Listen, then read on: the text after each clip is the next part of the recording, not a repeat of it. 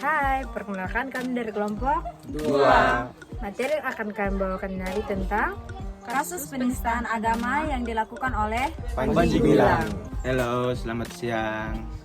Perkenalkan, nama saya Julius Rifas Katan Platin, biasa disapa Leos, dengan NIM 511222028 dari kelas A.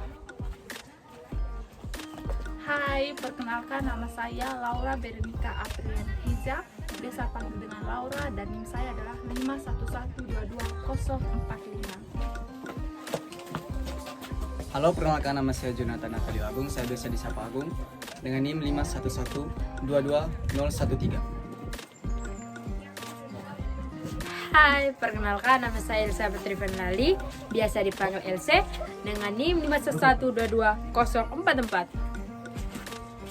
Selamat siang, perkenalkan nama lengkap saya Cristiano Yeskel, biasa disapa Tian, nomor registrasi 511222024. Selanjutnya, Halo, perkenalkan nama saya Angelin Cynthia Teresa Ujuedo, saya biasa disapa Echa dengan NIM 511222030.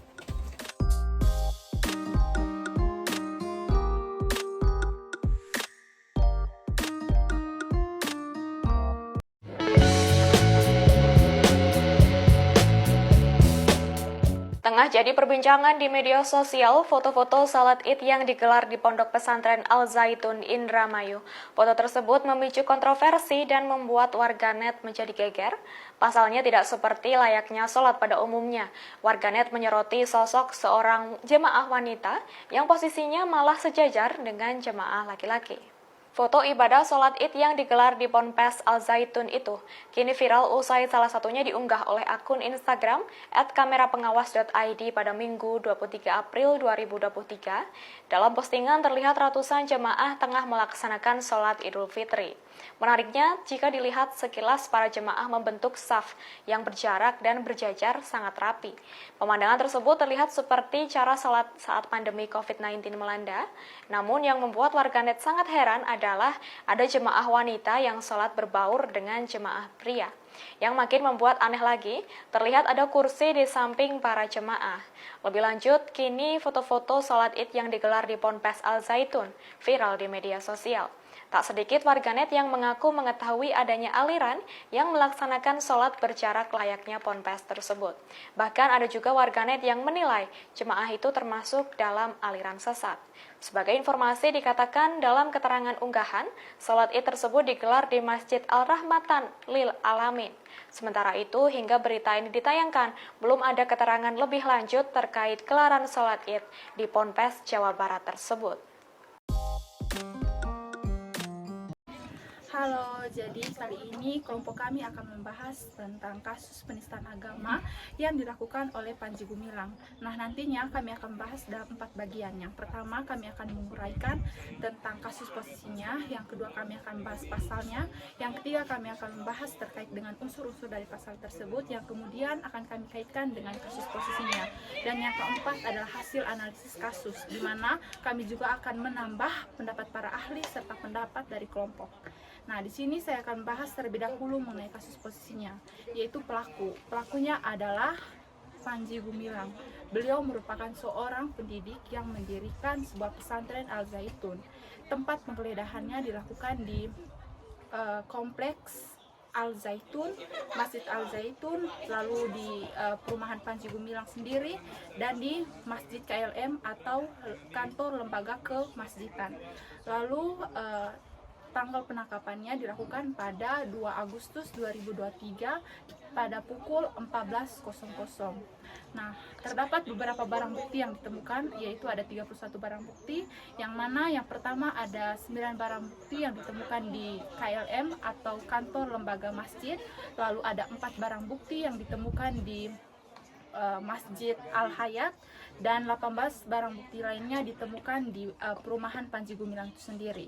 Nah, secara garis besar, barang bukti yang ditemukan tidak dijelaskan secara terperinci. Namun, beberapa barang bukti yang ditemukan seperti video, foto, serta akun YouTube yang digunakan oleh Panji Gumilang untuk menyebarkan ceramahnya. Yang berikutnya, saksi terdapat beberapa saksi yang diperiksa oleh penyidik terkait kasus penistaan agama yang dilakukan oleh Panji Gumilang. Antara lain, saksi ahli dari Kementerian Agama, Majelis Ulama Indonesia atau MUI, Nadatul Ulama atau NU, dan Muhammadiyah. Panji Gumilang sendiri yang dipanggil sebagai saksi oleh penyidik pada tanggal 1 Agustus 2023, 19 saksi yang diperiksa oleh polisi pada tanggal 1 Juli 2023, 30 saksi yang diperiksa oleh penyidik pada tanggal 24 Juli 2023. 40 saksi yang diperiksa oleh penyidik pada tanggal 16 Agustus 2023. Identitas dari masing-masing saksi tersebut belum dapat dijelaskan oleh polisi dan masih menjadi bagian dari penyidikan.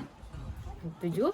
Korban sampai saat ini belum ada informasi yang menjelaskan mengenai siapa yang menjadi korban atas tindakan penistaan agama yang dilakukan oleh Panji Gumilang ini.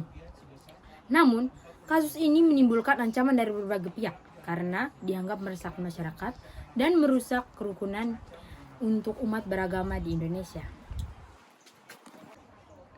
Yang berikut menerapkan pasal yang sangkakan terhadap tindak pidana tersebut.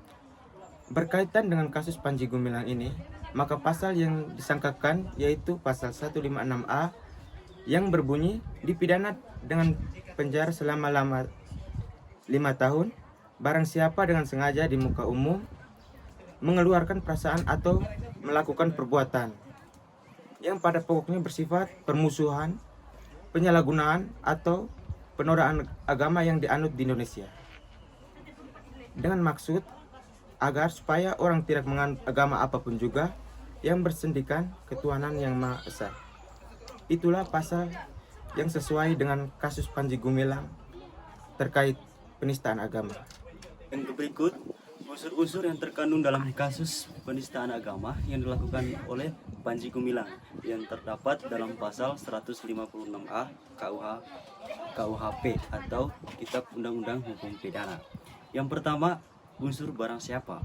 Dalam kasus penistaan agama yang dilakukan oleh Panji Gumilang sendiri, unsur siapa dalam pasal tersebut merujuk kepada Panji Gumilang sebagai pelaku tindakan penistaan agama. Yang kedua, ada unsur dengan sengaja. Dalam pasal ini, dengan unsur dengan sengaja merujuk pada niat pelaku untuk melakukan tindakan penistaan agama dengan sengaja dan tanpa paksaan.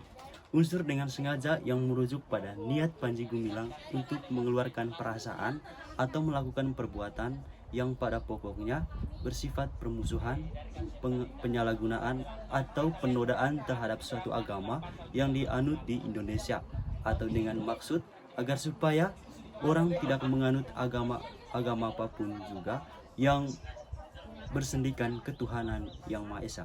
Yang berikut, di muka umum mengeluarkan perasaan atau melakukan perbuatan yang pada pokoknya yang bersifat pemusuhan, penyalahgunaan atau penodaan terhadap suatu agama yang dianut di Indonesia, atau dengan maksud agar supaya orang tidak menganut agama apapun juga yang bersendikan ketuhanan yang Maha Esa.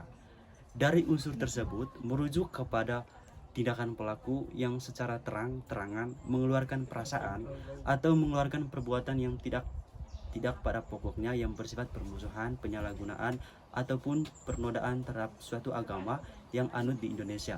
Tindakan tersebut dilakukan di muka umum yang dapat berupa tempat umum seperti jalan raya, tempat ibadah ataupun di berbagai media sosial. Analisis kasus menurut M. Ridwan Lubis, ahli pemerintahan dalam sidang uji material Undang-Undang Nomor 1 Tahun 1965 tentang pencegahan penyalahgunaan dan penodaan agama dalam kurung Undang-Undang Penodaan Agama. Tindak penyalahgunaan dan penodaan agama merupakan persoalan yang serius dan tetap diperlukan guna memelihara kesatuan kebijakan nasional dalam menangani adanya penyimpangan terhadap makna luhur dari kebebasan beragama. Namun, keberadaan undang-undang penodaan agama perlu lebih ditegas lagi dengan merumuskan ketentuan yang lebih konkret tentang makna penyalahgunaan atau penodaan agama agar tidak menimbulkan sifat yang multitafsir. Identifikasi kasus. Langkah pertama adalah mengidentifikasi kasus yang sedang dibahas. Dalam kasus ini, kasus yang dibahas adalah kasus penistaan agama yang menjerat Panji Gumilang. Penyelidikan. Setelah kasus diidentifikasi, penyelidikan diperlukan oleh pihak kepolisian untuk mengumpulkan bukti-bukti yang diperlukan dalam kasus tersebut. Dalam kasus ini, penyidikan dilakukan oleh Bareskrim Polri dan telah memeriksa saksi-saksi penggeledahan Ponpes Al Zaitun dan mengumpulkan alat bukti lainnya. Berikut tentang penetapan tersangka. Setelah penyelidikan selesai, pihak kepolisian akan menetapkan tersangka dalam kasus tersebut. Dalam kasus ini, Panji Gumilang ditetapkan sebagai tersangka pada tanggal 1 Agustus 2023. Berikutnya proses hukum. Setelah penetapan tersangka, proses hukum akan berjalan dengan mengikuti prosedur yang berlaku. Dalam kasus ini, bekas perkara penyidikan kasus dugaan penistaan agama dengan tersangka Panji Gumilang sudah diserahkan ke Kejaksaan pada tanggal 16 Agustus 2023 dan pada tanggal 30 Oktober 2023. Bareskrim Polri menyatakan bahwa berkas kasus sudah lengkap dan siap untuk dilimpahkan ke pengadilan. Yang berikut putusan pengadilan. Setelah proses hukum selesai, proses pengadilan akan memberikan putusan atas kasus tersebut. Dalam kasus ini, putusan pengadilan belum dikeluarkan karena kasus masih dalam proses hukum. Dari hasil analisis kasus di atas, dapat disimpulkan bahwa kasus penistaan agama Panji Gumilang telah melalui beberapa tahapan, mulai dari penyelidikan, penetapan tersangka, proses hukum, hingga putusan pengadilan. Saat ini, kasus masih dalam proses hukum dan belum ada putusan pengadilan yang dikeluarkan. Jadi menurut pendapat kelompok kami, bahwa kasus penistaan agama Panji Gumilang merupakan kasus yang cukup sensitif dan perlu diatur dengan ketentuan yang jelas agar tidak menimbulkan multitafsir. Namun, dalam menangani kasus ini perlu dijaga agar tidak terjadi diskriminasi atau pelanggaran hak asasi manusia terhadap tersangka. Pemerintah dan aparat penegak hukum juga perlu mempromosikan pendekatan dialog dan toleransi dalam menangani perbedaan pandangan keagamaan di masyarakat. Terima kasih.